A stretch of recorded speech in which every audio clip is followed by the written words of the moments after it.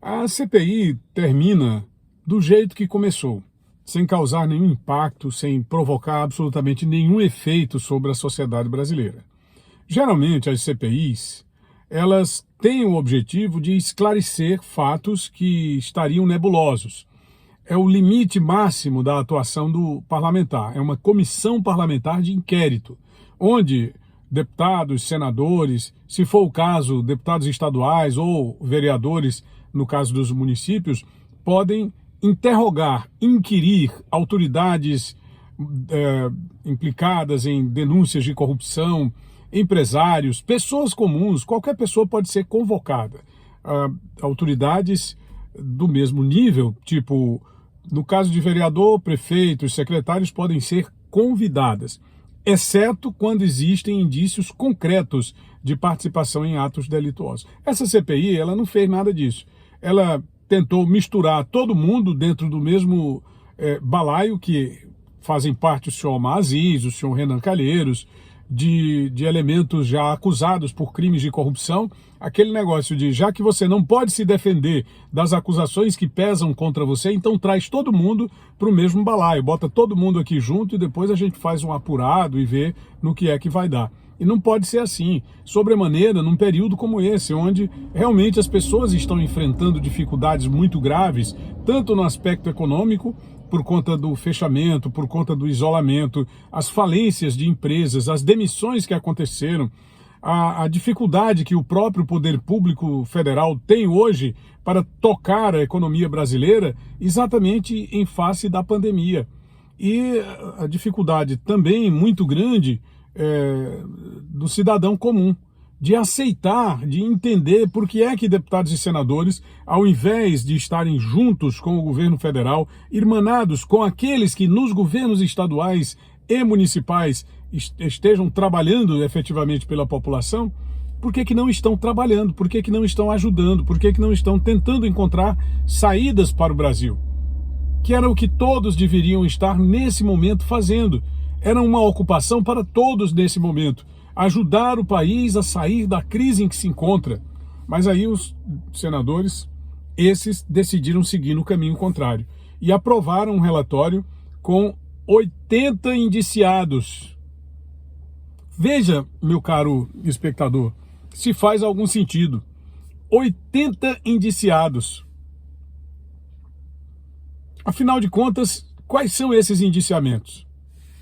Crime sanitário, crime contra a vida, negligência. O presidente da República é um dos indiciados, é o principal indiciado, porque o objetivo da CPI sempre foi indiciá-lo, sempre foi apontá-lo como responsável por alguma coisa. Eles gostariam de ter responsabilizado o Bolsonaro por homicídio, por genocídio, e até criaram uma série de narrativas de fake news ao longo da pandemia, acusando esse episódio do Alessandro Vieira ter indiciado um senador, depois retira o indiciamento a pedido do Rodrigo Pacheco, porque não fica bem atacar alguém da própria casa. Se vocês lembrarem exatamente no decurso dessa CPI, de todas as situações provocadas, situações risíveis provocadas pela CPI, uma delas diz respeito àquele episódio do senador Jorginho de Mello. Quando o Renan Calheiros chama ele de vagabundo, ele replica, chama-o de vagabundo e ladrão. E depois ele deu várias entrevistas aos meios de comunicação, oportunidade em que declarou de maneira bem contundente: esse relatório vai ser votado, o resultado dele vai ser 7-4. Por quê? Porque já está programado.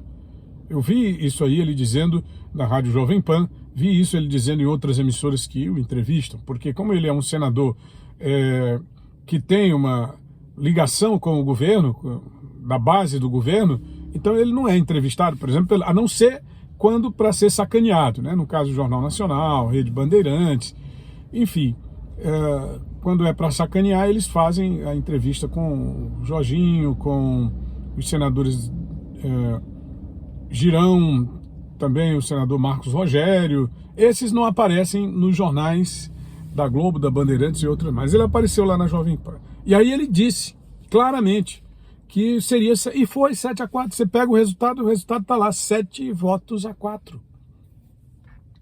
É o resultado da CPI. Agora, o que também ficou claro foi a ameaça feita pelo Omar Aziz. Ele ameaçou ali o Procurador-Geral de Justiça.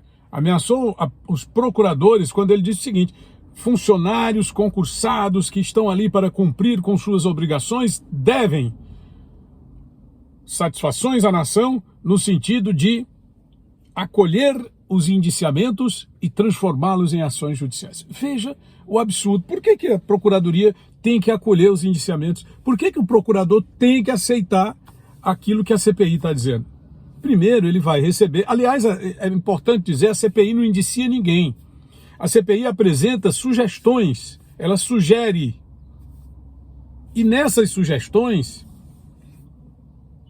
o procurador designado pelo PGR, que é o Procurador-Geral, ele vai fazer um estudo de todos os casos ali apontados e verificar quais são os que estão dentro do sistema legal brasileiro. Dentro do sistema, aí você... Quer dizer, dentro do sistema que eu digo, previsto em lei. E aí você vai transformar... E outra coisa, tem que apresentar os indícios. E se por acaso esses indícios forem considerados, evidentemente que será feito uma denúncia, não é, com o acolhimento ou não pelo poder do pelo Ministério Público, no caso, dono da ação penal. Então ele não tem que acolher porque o Omar Aziz quer que ele acolha. Ele tem que acolher se houver, de fato, indícios efetivos de que tenham sido praticados crimes contra a nação brasileira. É uma piada que termina muito mal.